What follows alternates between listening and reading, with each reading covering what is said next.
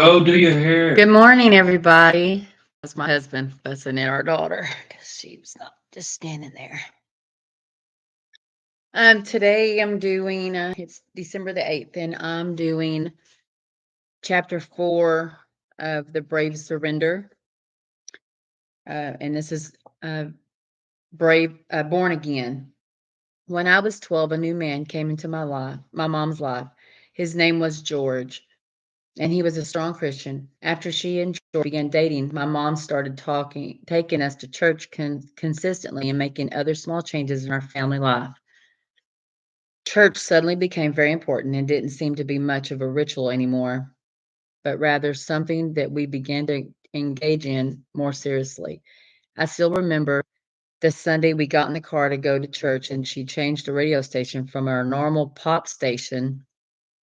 Pop music and MTV had always been a constant fixture, goodness, in our house.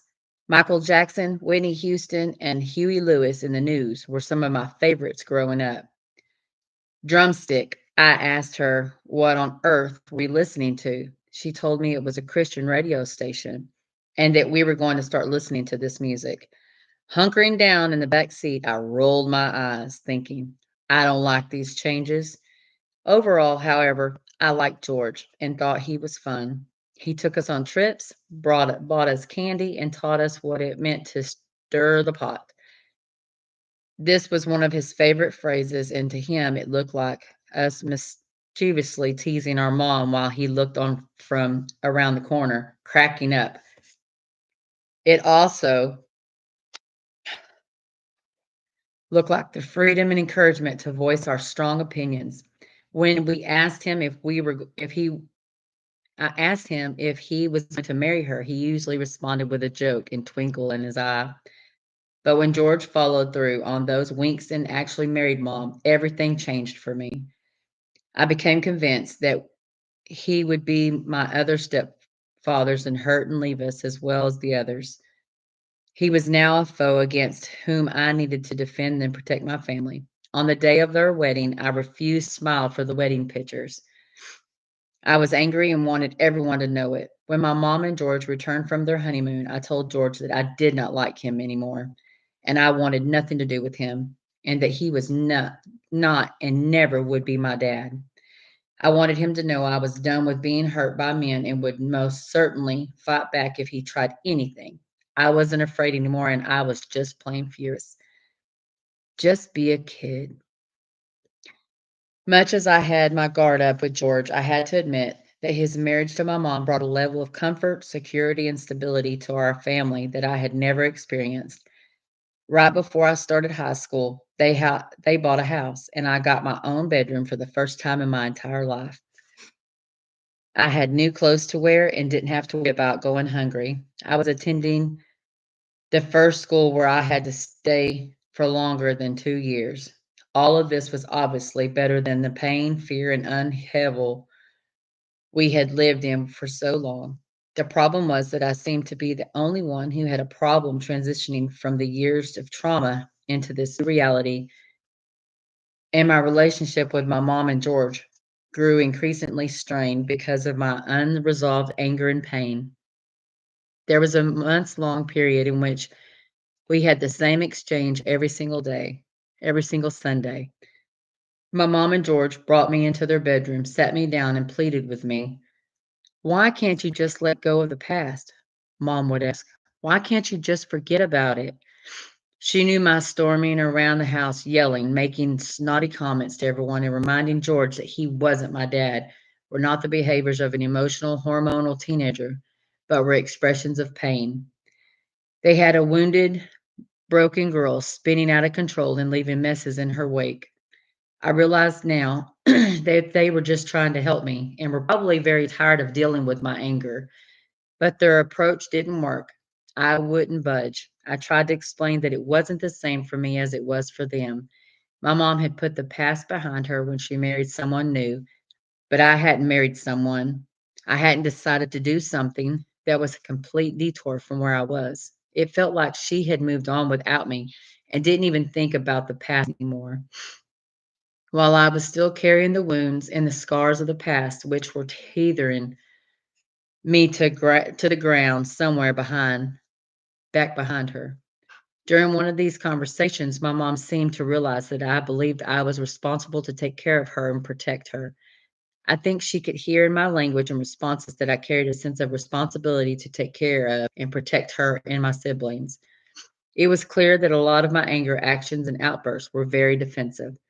She looked at me with tears in her eyes and said, Kim, you don't have to take care of me anymore.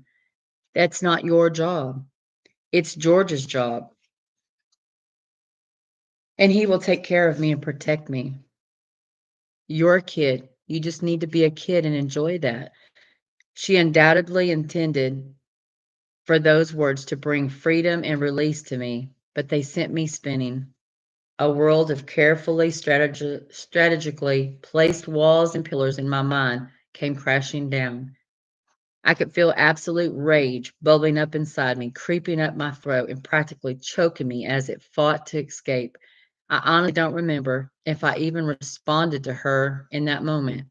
The only thing racing through my mind was outrage. Be a kid. A kid? I don't have the first clue what it means to be a kid. I grew up a long time ago. The innocence and the carefree life of a child are so far behind me. I don't know how to anything other than what I am. My purpose and identity lays in shambles. If it wasn't my job, it take care of my and protect my mom and my siblings, and I didn't know how to be a kid.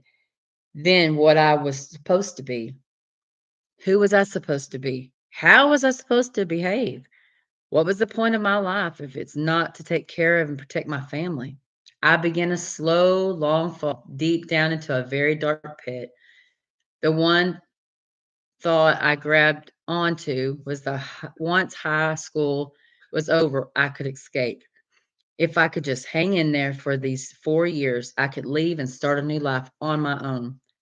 I began planning on moving out the moment I graduated. In the meantime, I devoted myself to find other relationships sense that would give me a sense of meaning. I befriended a ton of people in high school from all social groups: bands, geeks, athletes, skaters, and smart kids, and more. I never wanted anyone to pick on or left out. As a student, I worked hard and got very involved in all kinds of school activities.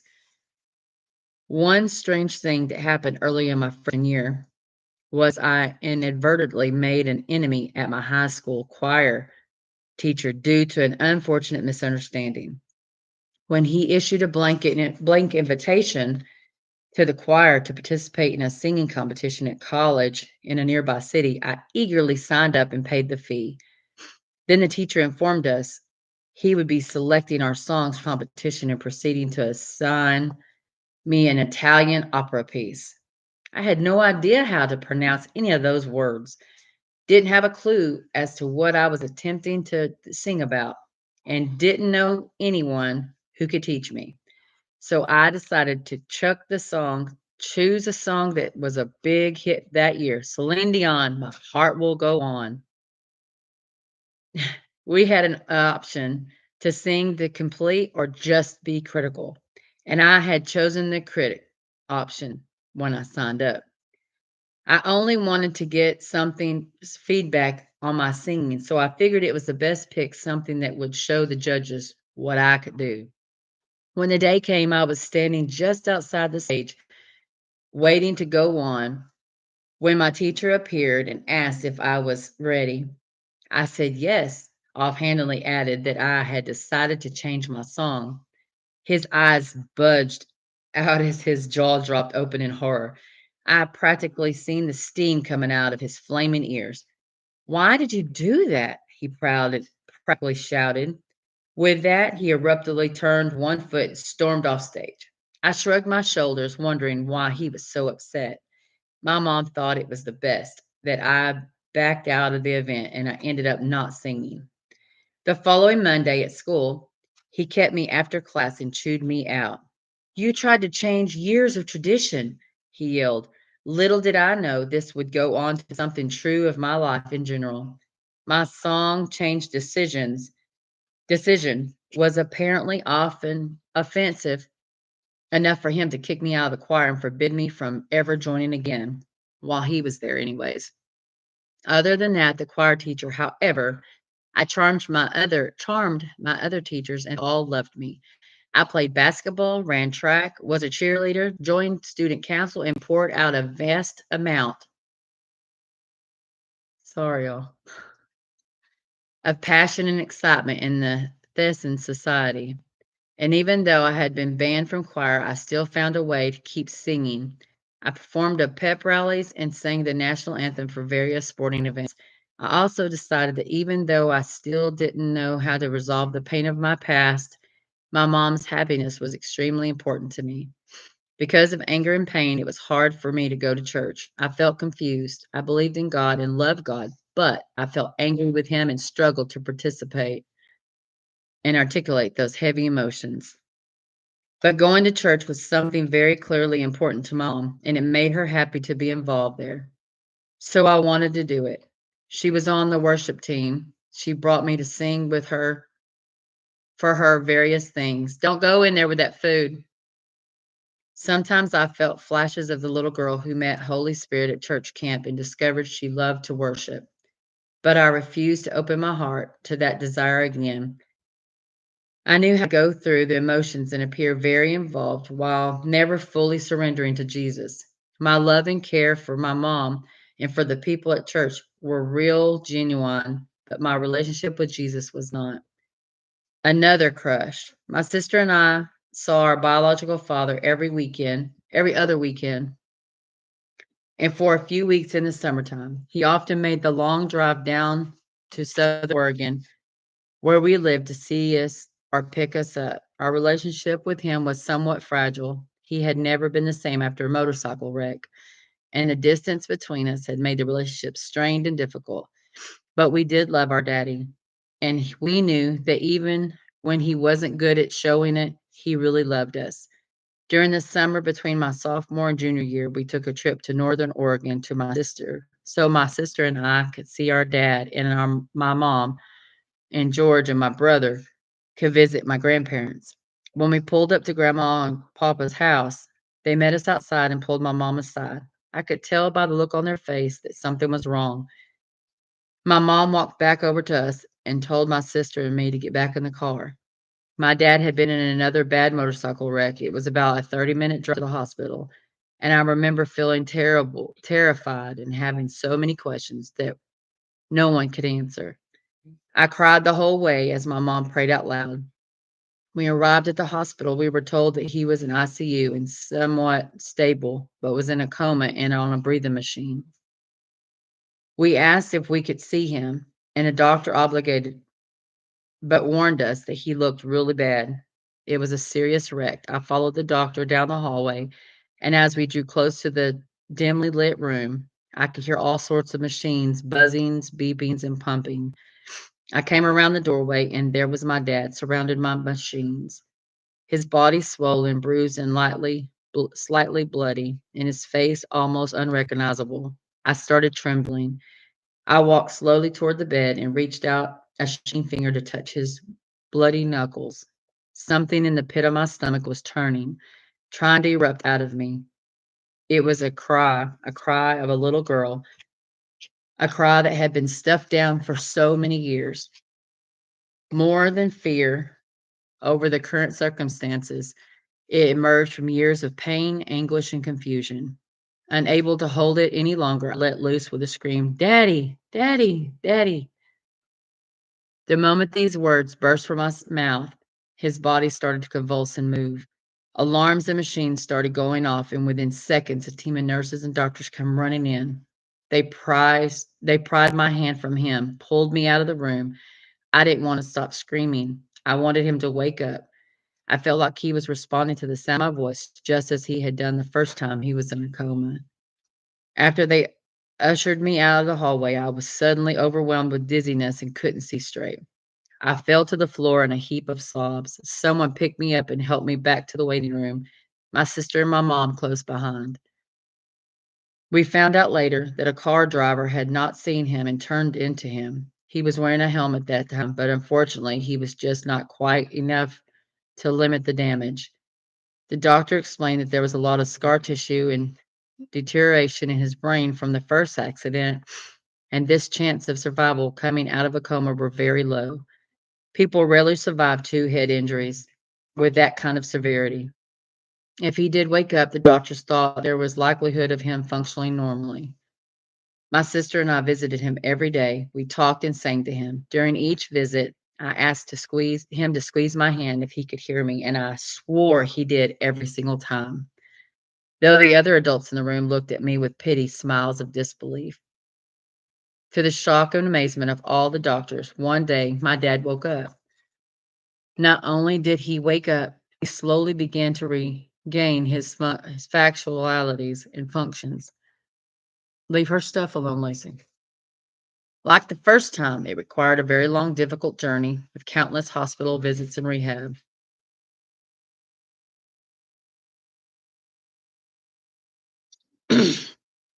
But he again, excuse me, regained the ability to walk and talk. It was tough for us as teens to fully understand everything we saw during the healing process. Once again, he was not quite the same person. As his brain was trying to heal, he said funny things, claimed he remembered things that he didn't actually happen, and had wild fits of rage and unresponsiveness. Those were very scary moments. But little by little, he continued to improve and function somewhat normally again. Fear versus faith. Then, while my dad was still rehabilitating, another blow fell. I walked through the door after school day and intensely knew something was wrong. There were about 4 people at our house, all of them sitting in the living room, and I could see that everyone was teary eyed, but kind of trying to hide it. My mom was sitting on the couch close to George, holding his hand. Kim, I need to talk to you, Mom said. Can we go to your room? Okay, I said. My voice sounded soft and squeaky, like I had forgotten how to talk. We walked to my room and sat down on my bed. My mom took a breath and said, I have breast cancer. I'm going to have a big surgery and I'll need to have chemotherapy after that. But I'm going to fight this. And I know that God will heal me, she said, squeezing my hand. I could barely hear anything she said after her first response. I have breast cancer. I was stunned. Was my mom going to die? How long do we have? What's chemotherapy? My mind was running wild and I was so scared, shocked. I didn't know what to do or say. Nothing made sense. I wanted to be the only kind of Kim I knew how to be, the Kim who takes care of her mom. I wanted to find a fix to this and at least make it better. But as the situation unfolded, it was abundantly clear again and again that this was completely out of my control. I watched my mom as my mom underwent huge surgery that left her with scars and tubings hanging out of her body. I helped her change out the tubes, cleaned her wounds, and hugged her while she cried and she looked at herself in the mirror. I watched as all her hair fell out during chemotherapy, which made her terribly sick. There were times she lied in bed, too weary to sick to move. A few of those times I opened her door to check on her and was struck with terror at the sight of her lying there motionless. It took all my courage to walk over to the bed and reach out shaking hand to see if she was still breathing. George showed incredible strength and love for my mom during this ordeal. He was attentive to her, carrying her and encouraging her, making her laugh and helping her in any way he could. He stayed positive and confident and spoke with a lot of faith whenever he discussed how mom was doing. But I also saw him in tender moments when he prayed for her and cried with her. Both George and my mom seemed to have a level of confidence with their prayers would be answered that she would survive this ordeal, but I struggled to share this feeling with them. I remember one week George was away on business trip. My brother, who was only 7 at the time, had the flu. My mom couldn't take care of him, not only because of how sick she was, but because she couldn't afford to be exposed to a virus with the immune system compromised by the chemotherapy. I stayed home from school to take care of my brother and my mom. I remember part of my feeling glad to have the chance to do what I had always done, take care of everyone. While another part of me was terrified and worried every day about whether my mom would survive, yet another part was angry, tired, and completely ticked off. This God who has seemingly abandoned me as a child and just wouldn't let up with the suffering. It was like we couldn't catch a break. Where is he? The question of my freaking life. From the moment mom told us of her diagnosis, she had repeatedly stated that she believed God would heal her and she would be okay. She showed incredible strength as she continued to work through the whole ordeal and attend school functions. At the time, I couldn't tell if she really believed that or if she was just trying to appear strong and full of faith for us, her kids. But one day, some people from our church came to our house to pray for my mom and anointed her with oil. She had also had us, her children, pray for her. Afterwards, she told us that during that prayer time, she had had a moment of breakthrough where she felt like God healed her. At that time, I only thought, I'll believe it when I see it. Yet as the days and weeks unfolded, she proceeded to recover, defying all the odds and outstanding the doctors. Her strength returned more and more every day, and she began to look, sound more like herself. She had periodic blood tests to see if she still had cancer inside of her, and every time she got results back, there were no signs of cancer. The doctors told her that the cancer was in remission and would most likely show back up. But my mom absolutely refused to believe that. Test after test came back cancer free. My mom had her last surgery when I was in my first year of college. She came down to California to visit me, and I threw her a happy no more surgeries party. I decorated her hotel room, brought her gifts, and even made two cakes that were shaped like frosted to look like boobs. To this day, she has been cancer free, proving all the doctor's predictions false and confirming that God had indeed healed her. Hair, please. No, we'll go look for it. No, ma'am, you can go look for it. A long slide down a dark hole. Enduring these life-threatening crises in my parents' lives intensified the primary areas of pain, fear, and confusion in my life. On the one hand, I was in a way strangely comfortable in the face of trauma because that was what I had lived in throughout my life. It was refreshing and familiar to have moments and opportunities to step back into my old role of taking care of my family members. Yet, on the other hand, the fact remained that I was reliving the horror that had turned my world upside down as a child, nearly losing my father, watching him tortured recovery, and then facing the possibility of losing my mother as well. At the center of this, my ranching match with God, wrestling match with God. He was the only one we could turn to in those terrifying circumstances. Yet, he was also the one who had let these things happen throughout my life. So even when both of my parents survived, the stories had a good ending, that this did little to bring healing to my heart. Instead, my pain, my struggle, and my identity in my intense loneliness and being abandoned by God intensified. Hair, please. Now, quit touching stuff and go do your hair. In my sense, go find your hairbrush. Don't be lazy, go look for your hairbrush. My sense of loneliness and being abandoned by God intensified. It was in the season that I began to live in doubt. At home, I stayed busy taking care of everyone and trying to keep them in good spirits. At school and in the community, I was the happy girl who participated in everything and was an overachiever. I competed in pageants and won, gaining recognition in our small town. Many parents knew me as the reliable babysitter they could count on to take care of their and love their children. And I continued to attend and be active in church with my family. At the same time, I was locking my bedroom door at night, cranking up the volume on my TV or CD player, and climbing out the window to sneak out with friends. I dated boys and tried to feel some sense of love and significance. I secretly went to participate in parties and drank and trying to numb my pain. Somehow, my mom usually found out about these parties and asked me if I had been there, but every single time I lied and denied it. When I was alone in my room, the same lies that had taunted me throughout my life returned, only now they were louder and more convincing than ever. You are alone.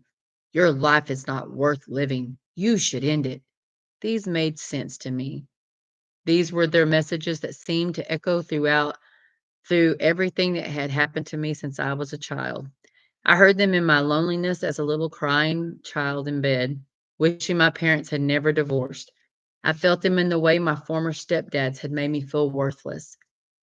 They spoke in my shame when I apparently selfishly wanted attention as a little girl dancing, worshiping at church. I couldn't see a value of myself or place for me in this world. I didn't know how to be a kid. I had been robbed of my childhood and told it was no longer my job to take care of my family. Despite all the roles I was playing at school, church, and in the community, I had zero sense of identity.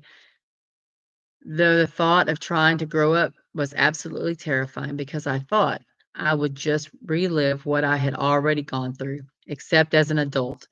I couldn't see any hope of different outcome in my life. Eventually, the lies, hopelessness, pain, and rage began to reach unbearable levels of torment inside me, and death increasingly seemed like the only way out. One day at church, I was sitting only alone during the ministry time while everyone around me was praying and wrapped up in a moment with Jesus. A friend of my mom came over to me, gave me a big hug, and asked if she'd pray with me. So I agreed.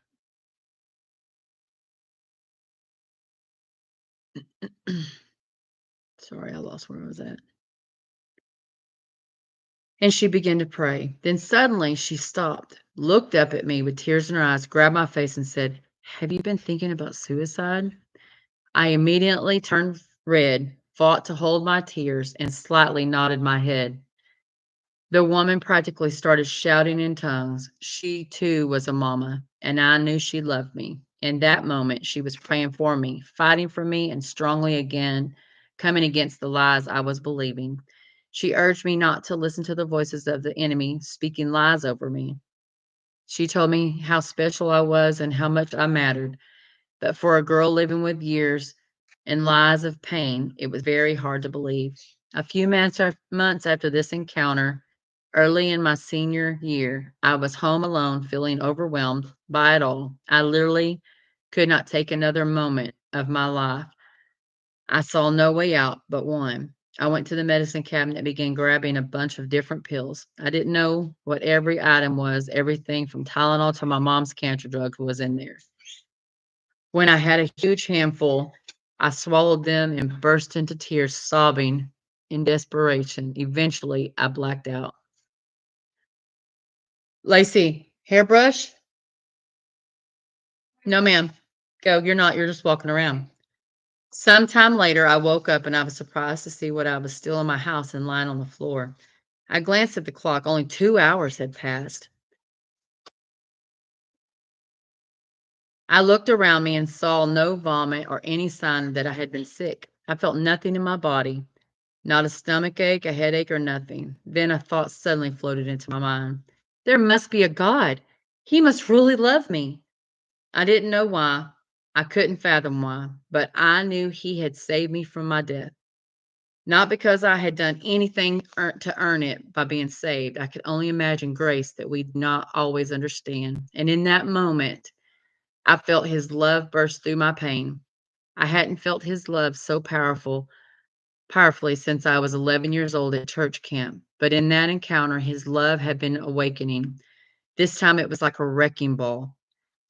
I could hear Him shouting His love over me in a moment. The lies of shame, worthlessness that had found me and like heavy chains seemed to fall away.